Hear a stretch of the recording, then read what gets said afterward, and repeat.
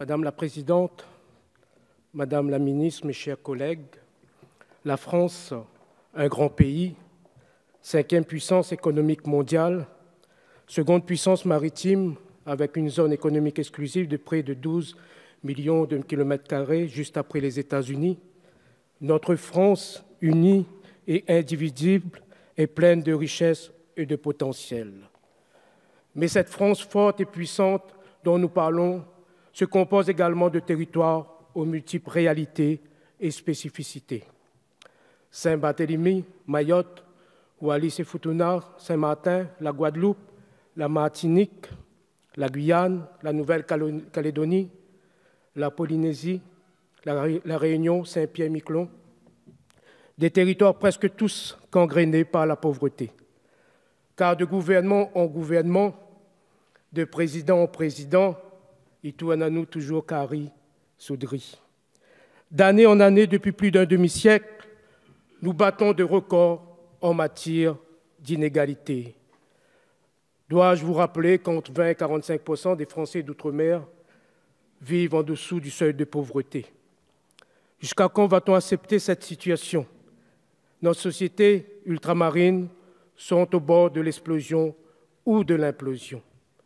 À situation exceptionnelle, réponse exceptionnelle, donc des moyens suffisants doivent être mis en place, des moyens novateurs, innovants et en adéquation avec nos réalités, nos besoins, nos objectifs. Ne l'oubliez pas. La deuxième place de puissance maritime mondiale n'est-elle pas due aux Outre-mer, composante pleine et entière de la France? Alors, pourquoi ne veut-on pas, n'arrive-t-on pas, ou n'ose-t-on pas développer ces territoires en s'appuyant sur cet énorme potentiel qu'est l'économie de la mer, pour ne citer que ça?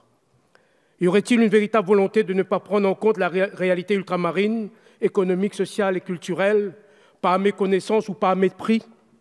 Dans ce budget, engage-t-on une politique capable de répondre à nos défis? L'emploi, le mal-être, le mal-logement, la pauvreté, la misère? Non, votre budget ne jette pas les bases d'un avenir meilleur pour nos compatriotes. Ce budget est présenté par certains comme étant en augmentation.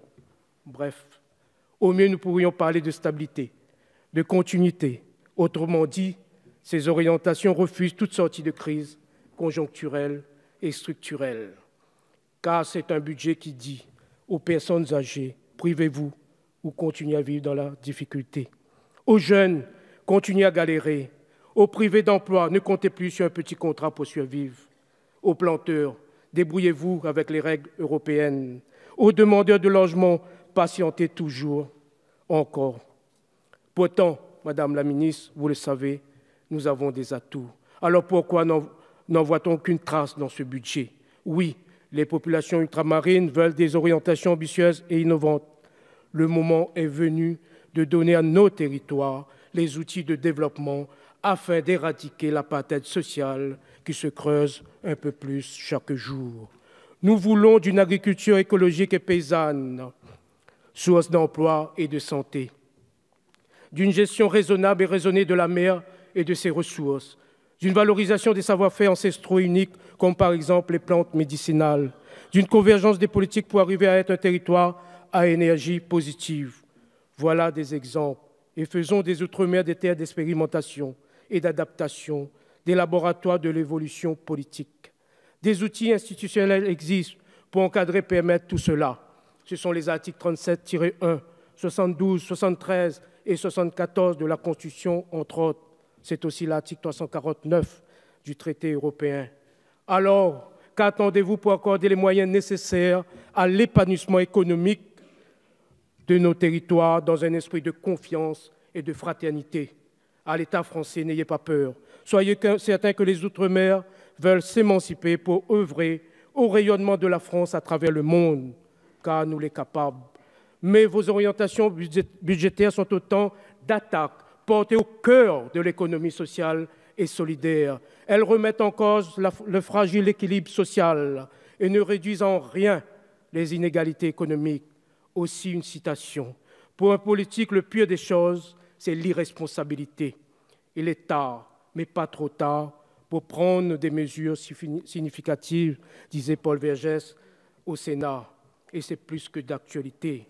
Madame la ministre, c'est avec un nom ferme et motivé que mon groupe et moi refusons de voter ce budget de repli aux antipodes du processus de progrès. Nous les pas enfants bâtards. Merci. Merci, monsieur le député.